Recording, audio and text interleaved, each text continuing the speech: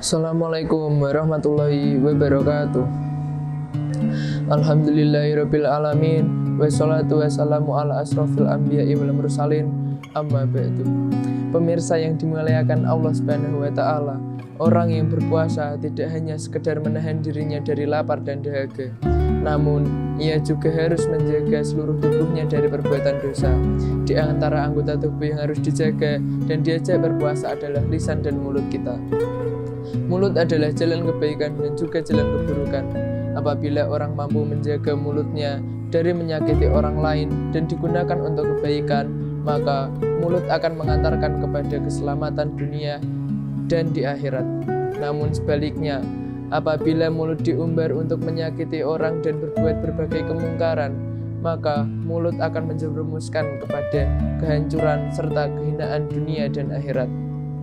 Suatu ketika Rasulullah Shallallahu Alaihi Wasallam memberikan wasiat kepada Muaz untuk menjaga mulutnya.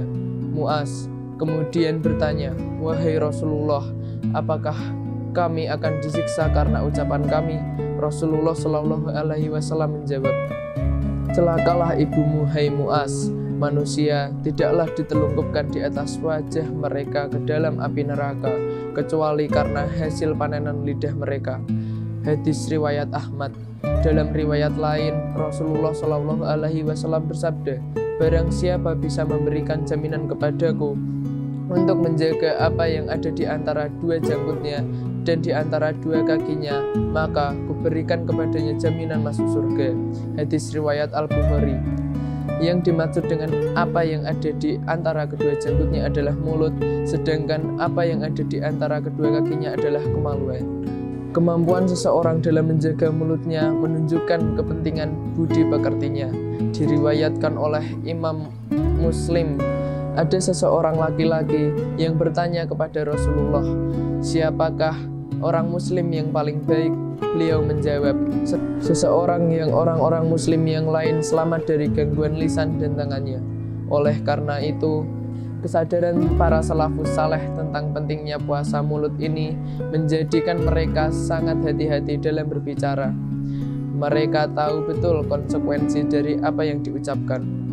Mereka berpikir sebelum mengucapkan perkataan. Kalaupun harus berkata, mungkin secukupnya saja. Suatu ketika, Abu Bakar pernah memegang lidahnya sembari menangis dan berkata, "Ini yang telah mendatangkan banyak hal padaku." Ibnu Mas'ud berkata, "Demi Allah, tidak ada di dunia ini yang tidak lebih berhak dijaga lebih lama daripada lidah." Pemirsa yang dimuliakan Allah Subhanahu wa taala, di bulan puasa ini kita dididik untuk mampu menjaga lisan kita. Jangan sampai lisan kita mengucapkan sesuatu yang bertentangan dengan tujuan puasa. Orang yang berpuasa harus mampu menjaga lisan dari berdusta, menggunjing, mengadu domba, mengolok-olok, melaknat, mencela, bersaksi palsu, merendahkan orang lain, berkata mengada-ada, dan lain-lain. Karena semua itu bisa menyia-nyiakan ibadah puasa, sebagaimana Rasulullah Shallallahu Alaihi Wasallam bersabda, "Barang siapa tidak meninggalkan perkataan dan perbuatan dusta, maka Allah tidak butuh terhadap puasanya dari makan dan minum." Hadis riwayat Al-Bukhari. Termasuk dalam menjaga mulut adalah meninggalkan segala perbuatan yang bisa keluar dari mulut, misalnya cepat marah dan emosi, hanya karena sebab sepele. Dalam kondisi semacam itu, seseorang harus segera sadar bahwa ia sedang puasa. Jika Anda diuji dengan seseorang yang jahil atau pengumpat, jangan membalas dia dengan perbuatan serupa. Nasihati dan tolaklah ia dengan cara yang lebih baik.